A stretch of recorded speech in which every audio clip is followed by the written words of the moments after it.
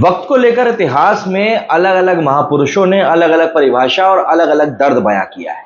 लेकिन सबने एक बात जो मानी है, कही है, वो ये है कि वक्त कैसा भी हो, अच्छा हो या बुरा हो, गुजर जरूर जाता है। लेकिन अगर हम ईशान किशन की बात करें तो शायद ऐसा लग रहा है कि उनका ये बुरा वक्त थोड़े लंबे समय के लिए आ गया है। ईशान किशन, जो कि एक समय पर भारत के सबसे टॉप प्रायोरिटी में आने वाले विकेटकीपर में से एक थे। संजू सैमसन के साथ उनकी सीधी टक्कर देखी जाती थी। बैकअप नहीं बल्कि मेन विकेटकीपर वो बनना चाह रहे थे, और ऋषभ पंत की गैर मौजूदगी में मौका भी था उनके पास और दस्तूर भी था कि वो अपनी इस काबिलियत को साबित कर पाते।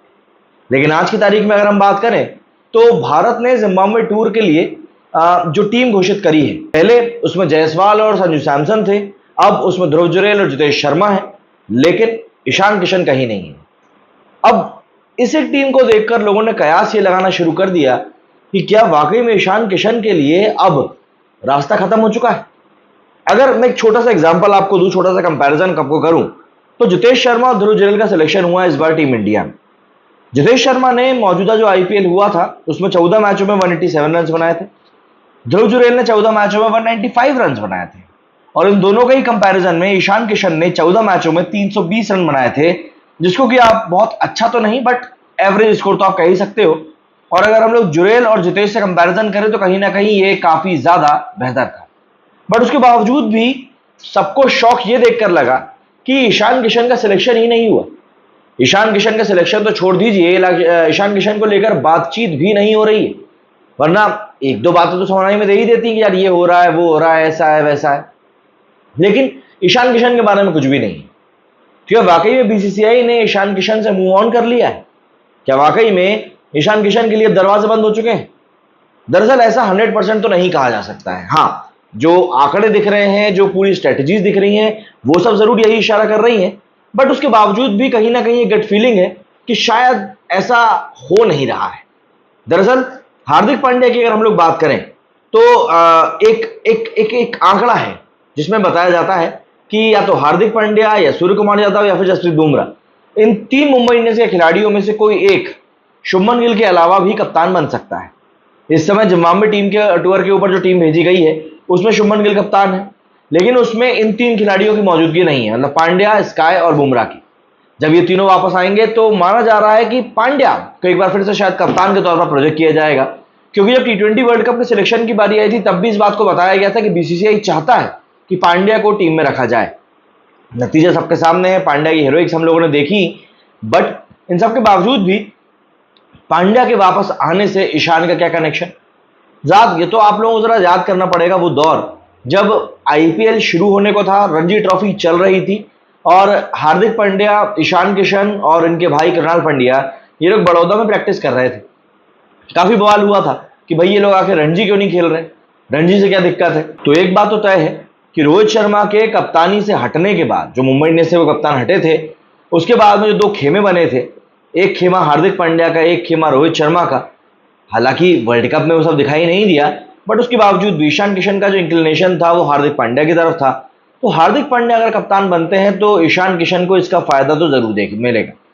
लेकिन क्या बीसीसीआई इस बात के लिए राजी होगा? क्योंकि ईशान किशन की जो पूरी हिस्ट्री रही है अभी कुछ समय की, वो बिल्कुल भी ठीक नहीं है।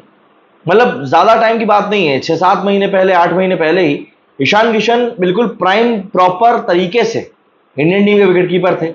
सैमसन को, कभी वो सैमसन के बैकअप, कभी सैमसन के बैकअप, ऐसा चल रहा था पूरा।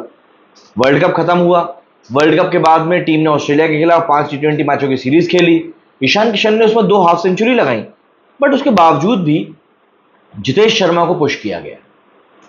कहीं ना कहीं माना जाता है कि इस बात ने ईशान किशन को चोट पहुंचाई कि यार मैं वर्ल्ड कप में ही बैकअप था, मैं अभी जब नई टीम खेल रही तब भी मैं बैकअप हूं। ऋतुराज गायकवाड़ कप्तान थे उस सीरीज में। इसके बाद टीम अफ्रीका गई, अफ्रीका में 3 टी20 खेले, वहां टेस्ट मैचेस भी खेलने थे। अफ्रीका की उस टीम में ईशान किशन भी शामिल थे। बट ईशान ने कहा कि नहीं यार, अब मुझे मेंटल ब्रेक चाहिए, कब तक यूं स्टेपनी बन के घूमता रहूंगा। तो ईशान किशन ने उसके बाद मेंटल ब्रेक का हवाला देकर एक ब्रेक ले लिया। लेकिन उसके बाद वो दुबई में पार्टी करते हुए दिखाई दिए, रणजी ट्रॉफी नहीं खेले। राहुल द्रविड़ ने साफ तौर पर कहा था कि अगर ईशान को वापस टीम में आना है तो उनको रणजी में खेलना पड़ेगा। बट ईशान किशन ने रणजी नहीं खेली।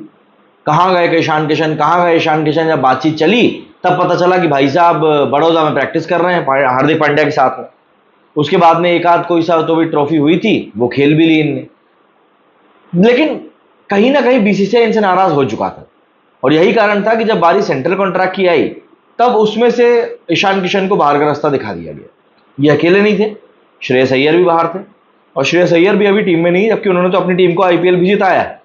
तो ऐसे में सवाल वही है कि क्या ईशान किशन का पत्ता कट चुका है, और क्या हार्दिक पांड्या के वापस आने पर ईशान किशन को फेवर किया जाएगा, ये एक बड़ा सवाल है। लेकिन ईशान किशन अकेले नहीं है कि जिनको मौका ना मिला हो। ईशान किशन के अलावा भी कुछ और खिलाड़ी हैं, जैसे कि श्रेयस अय्यर हो गए, वरुण चक्रवर्ती हो गए। वरुण चक्रवर्ती ने तो सेकंड हाईएस्ट विकेट टेकर थे आईपीएल के। श्रेयस अय्यर आईपीएल जिताने वाली टीम के कप्तान थे। हालांकि ये बात अलग है कि उनको कंट्रीब्यूशन उतना मिलता नहीं है जितना उनको मिलना चाहिए था। इसके अलावा मयंक यादव, जो कि पेस बॉलिंग सेंसेशन थे, उनको जगह नहीं मिली है। उमरान मलिक, भाई मतलब उसने तो बिल्कुल ऐसा था कि हवा ही बदल दी थी। न्यूजीलैंड के खिलाफ आखिरी बार वो खेले, उसके बाद से वो भी गायब है। यश दयाल, संदीप शर्मा, ये दोनों भी गायब हैं। हालांकि हर्षित राणा को लेकर भी काफी बातें हुई थी, बट हर्षित राणा को टीम में अब इंक्लूड कर लिया गया है।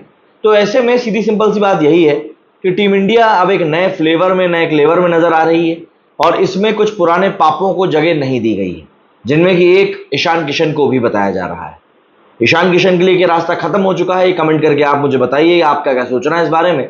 क्योंकि ईशान किशन एक अच्छे खिलाड़ी हैं, अगर उनको सही मौका दिया जाता है। क्योंकि मैं वही मानता हूं कि ऑस्ट्रेलिया के खिलाफ जो 5 मैचों की T20 सीरीज हुई थी, उसमें से जो मैचेस इन्होंने खेले उसमें भी दो में इन्होंने T20 में 50 मारी थी।